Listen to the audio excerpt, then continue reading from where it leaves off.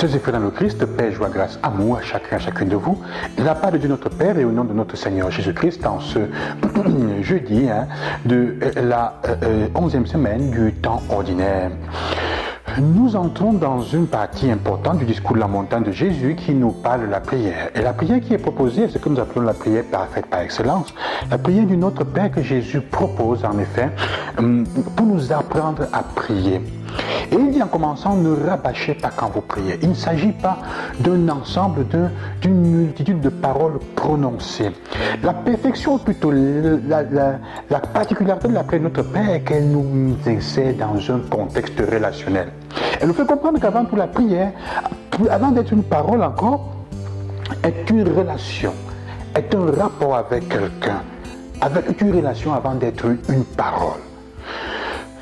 Il commence en disant, reconnaître, prier c'est reconnaître que Dieu est notre Père. Prier c'est reconnaître que nous avons une relation particulière de fils et filles avec Dieu comme Père. C'est accepter d'abord ce rapport-là, qui aura la conséquence de reconnaître les autres comme frères et sœurs, avec tout ce que cela comporte, comme attitude à changer. Il nous fait comprendre que prier est quelque chose de sérieux. Prier engage toutes tes relations. Prier engage le rapport que tu as avec les autres.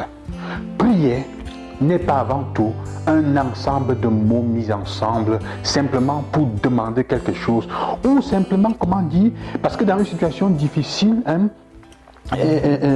on met ensemble un réceptacle, un ensemble de paroles excusantes ou même pour se convaincre de certaines choses. Ce n'est pas un ensemble de raisonnements faits pour convaincre Dieu. Prier, ce n'est pas chercher à convaincre Dieu.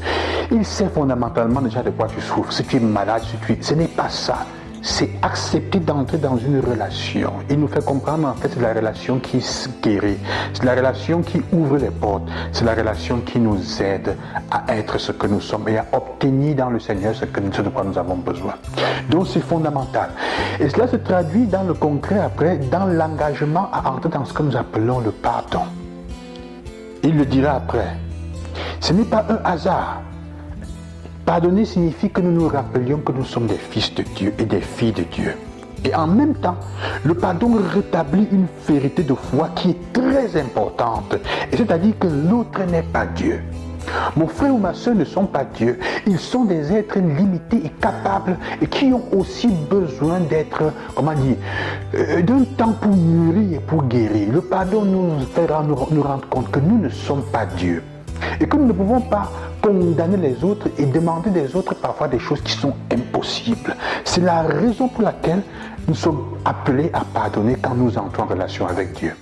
Jésus nous fait comprendre que prier, c'est entrer en relation. Et entrer en relation veut dire accepter la nécessité de pardon, d'accueillir l'autre comme quelqu'un de faillible. Et donc même toi-même comme quelqu'un de faillible. La prière n'est pas pour les purs, n'est pas pour les puissants, n'est pas pour ceux qui ne se trompent pas. Elle est pour ceux fondamentalement qui ont besoin d'entrer dans ce processus de perfection, qui sont perfectibles, non pas qui sont parfaites. C'est pour ça qu'il y a des conséquences. Prier donc, c'est accepter de reconnaître la relation dans laquelle nous sommes avec Dieu pour pouvoir changer notre vie et améliorer nos relations avec les autres. Pour terminer, on pourrait comprendre que si en fait nous étions persuadés que si nous réfléchissions bien sur les paroles de notre Père, nous éprouverons toujours un peu de vertige à les prononcer. Comment pourrais-tu appeler Dieu notre Père si tu ne considères pas les autres comme étant tes frères et tes sœurs?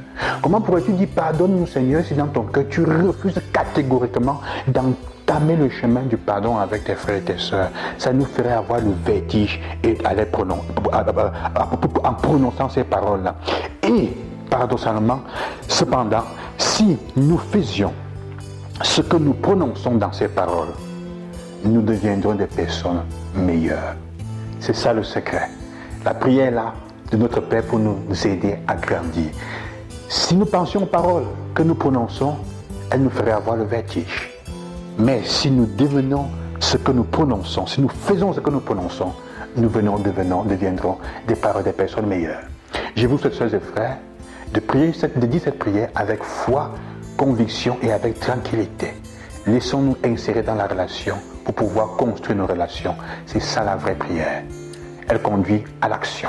Je vous bénis au nom du Seigneur, loué soit Jésus-Christ, à demain.